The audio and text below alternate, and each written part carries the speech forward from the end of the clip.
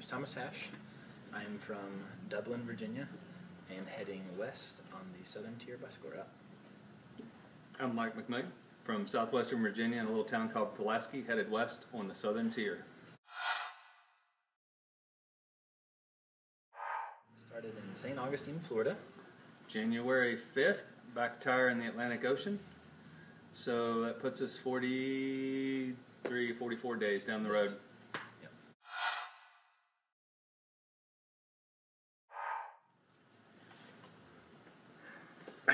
I cycled the Trans Am after graduating college and got the touring bug, went back to work for a couple of years and was dreaming and scheming, and the wintertime looked like a pretty good time to get out of the mountains and out of the snow. So off the Southern Tier I go, and I stopped in Mike's shop one day and said, "Hey Mike, you want to ride across the country?" I said, "No."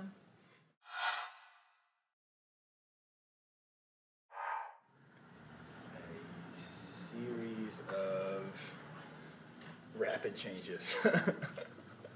Wouldn't change a thing. Really? I have made some air pressure adjustments. It turns out jumping up from 60 to 75 makes for a quicker ride, but a little bit more harsh. So, interesting. Good. And weight distribution for you. Yeah, I did move stuff around from pannier to pannier, getting a balanced load, so it tracks a lot better now. But no additions or subtractions.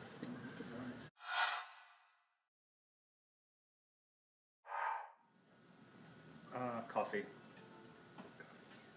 My wool buff, merino wool. A demonstration. Covers the covers your neck in the sunny days, face, ears. You can get the bandito look and scare motorists. And if you need money quick, it's always handy at a roadside convenience store. It's not worth it though. It's not recommended.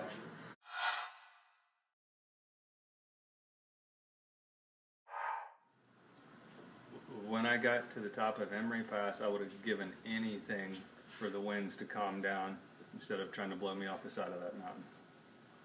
When I got to the fire department in Bunkie, Louisiana, after cycling through nearly torrential rain and 40 miles, degree weather, 40 degrees, blowing sideways, I would have done anything for a pair of waterproof gloves.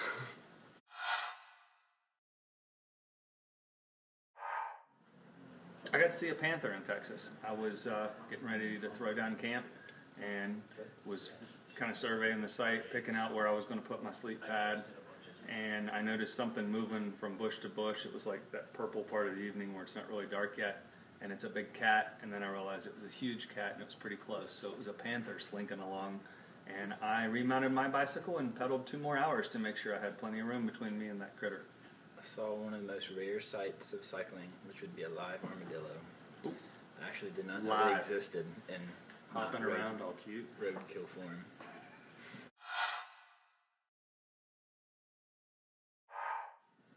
The ability of a Rottweiler in Esperanza, was that Texas or not? Yeah, Texas. Esperanza, Texas, to chase for the speed and duration that he had. This was an Olympic dog. To sustain a 20-mile-an-hour pace for 3/4 of a mile.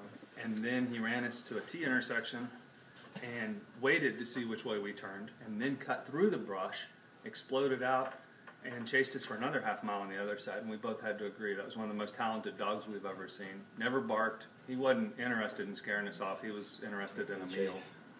That and hospitality, which there's a lot more hospitality than very fit Rottweilers. So.